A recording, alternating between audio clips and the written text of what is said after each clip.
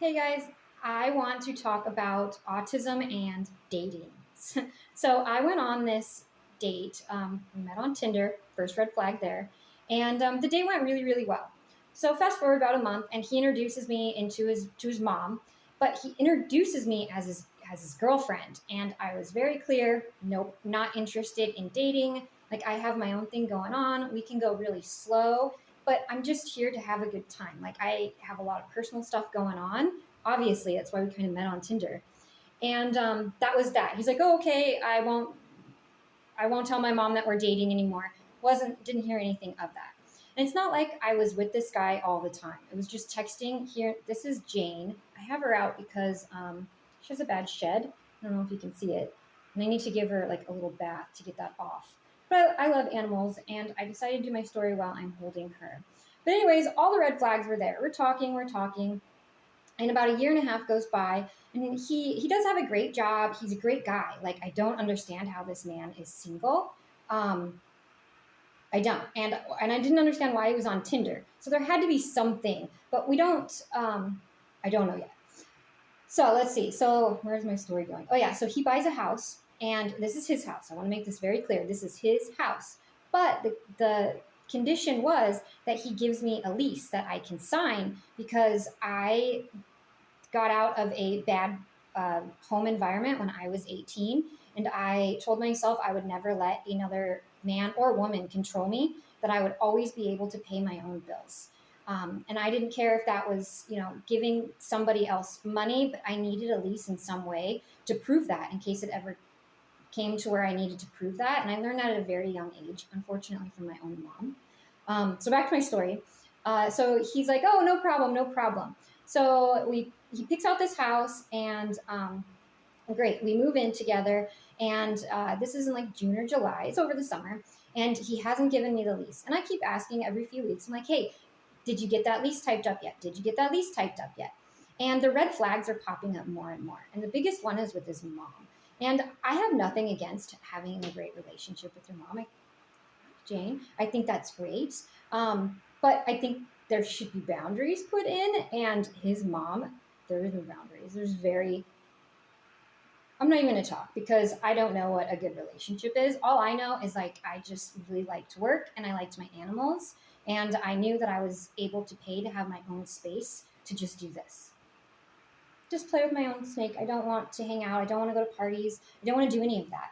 But I'm undiagnosed, so obviously I need to make rent and pay rent in some way. But that consumes all my energy, my job. I don't have any free time for anything else. And I think that's one of the reasons why I didn't want to date, but I needed a place to live. Well, his mom kept coming over unexpectedly. Like she'd just show up, invite me to do things. He was remodeling the house, which is fine. It's his house. He can do what he wants, and his mom's painting it. The problem is it's not my house. I don't want to paint the house. I don't care what color you paint the house, as long as I have a key and there's like a lease written that I live here. Enjoy, paint the house, have fun with your son. Well, she had a huge problem with this. The fact that I said thank you, but no thank you wasn't good enough for her. She wanted to spend time with me.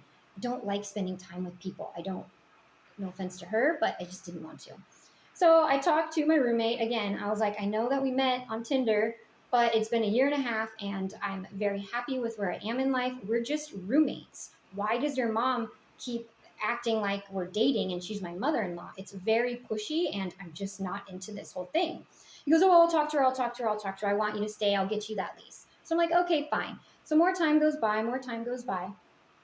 And his sister, so we're throwing, he is throwing what is that, a gender reveal party. Again, I'm not into parties. I just, great. As long as I have a lease and I can give your sister her present and I can go back upstairs to play with my snake. Because again, this is his family and I am not dating him. I just don't want to be a part of that. I'm finally happy in life, and it's taken me a long time to just be okay with this is what makes me happy. So his mom ends up cornering me.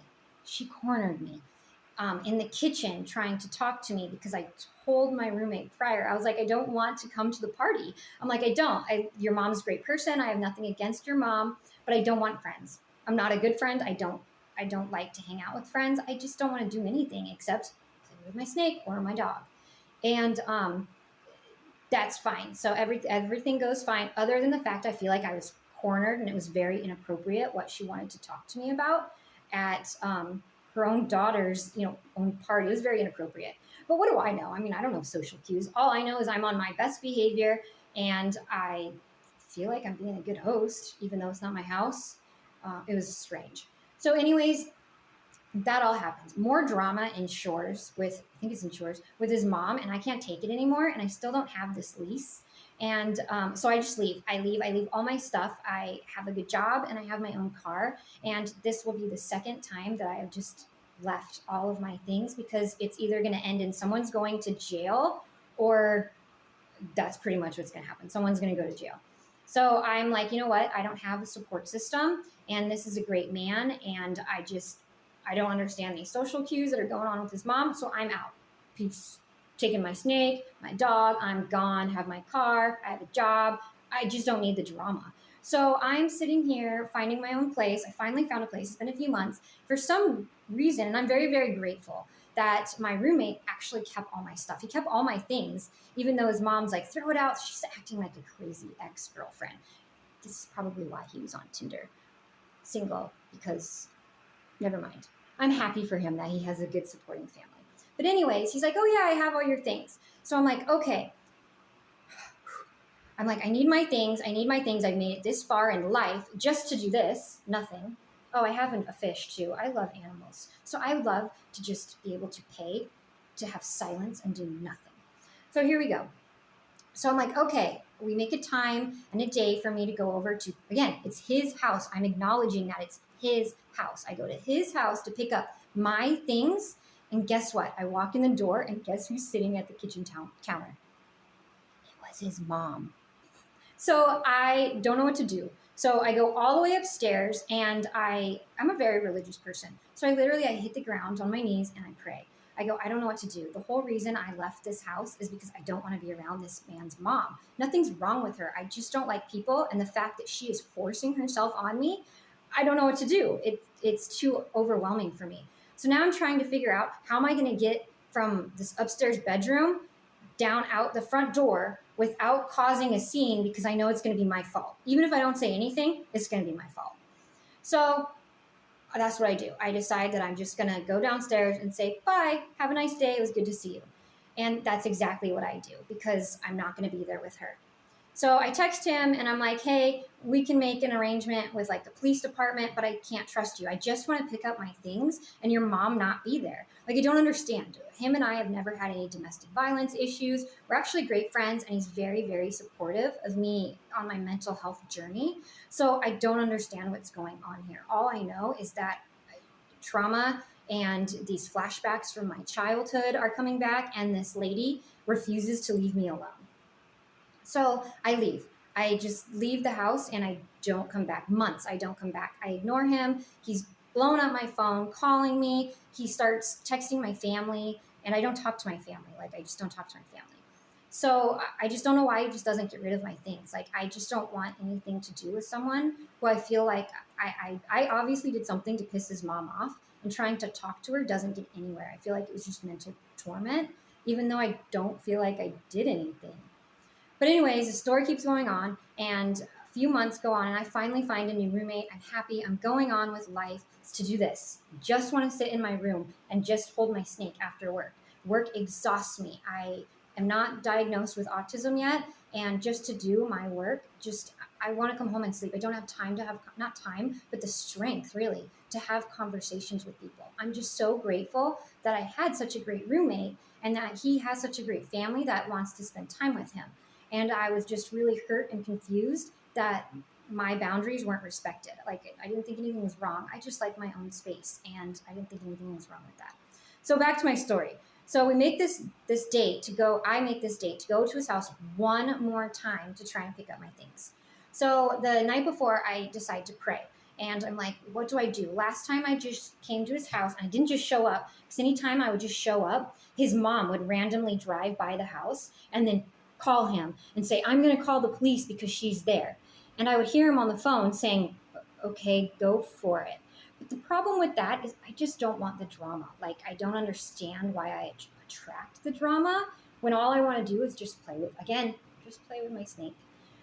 So I decide not to go there that next morning because I have just this gut instinct feeling that something's going to happen. So instead, I go to the library and I say, hey, can you meet me at the library so we can just get this over with and I can get some of my things? So he's like, okay, sure. So I get to the library and he starts demanding my car keys. And I'm like, what is wrong with you? Why are you acting like this? The night before you're wanting me to come over so we can just very inappropriate things, and I choose to meet you at the library because I don't trust what you would do at your own house. Come to find out, his mom is on speakerphone in his pocket. And because my parents used to do this to me, and it was just trauma all over again. I'm like, I'm out, I'm in a public place. I stuck with that instinct. Well, his mom ends up calling the police. She ends up calling the police. The police arrive. This is all at the library, all because I don't feel comfortable going to this man. Again, I am acknowledging this is his house. I'm trying to pick up my things from his house, but I can't get my things from his house because his mom is always there. And I will abandon my things before I ever have to have another conversation with that woman again. Oh my gosh, I can't believe this video is already 11 minutes long. This is so stupid. So anyways, the cops come and they're like, oh, we got a call from a female that there's drugs in a car. And so now my car is being searched in the library parking lot because my ex-roommate's mom called the police because I just wouldn't hand my car keys over to her son. And and another important thing is last time I just handed my car keys over to her son, he disconnected my battery, which forced me to rely on him to get the car started. So again, my lifeline is my job and my car. These are my things that I pay for, and you're not going to take them away from me.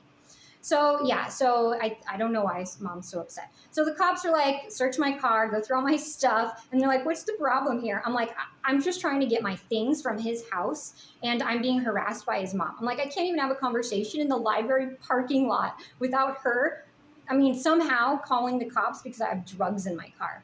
It's ridiculous. So I finally leave and again, no drugs in the car and I don't have my things. So this is the very last time that I see or talk to this man. This was almost a year ago. This was 10 months ago. So my life's going great. I love that I have a place where my roommates just let me stay with my animals and they don't think it's weird and they just leave me alone about it. So a few weeks ago, I get a Facebook message from my ex-roommate and he goes, do you want your things? Obviously, if I wanted my things, somehow I would have came to get them. I obviously want my things, but I don't want the drama that comes with trying to get my things. So again, I don't understand social cues. So I feel like this is the second time in my life I've completely abandoned everything because I don't understand social cues. So yeah, does anybody else have funny stories like this? I feel like I've gotten almost like set up, like the law. He tried to get me in trouble for, I don't even know what.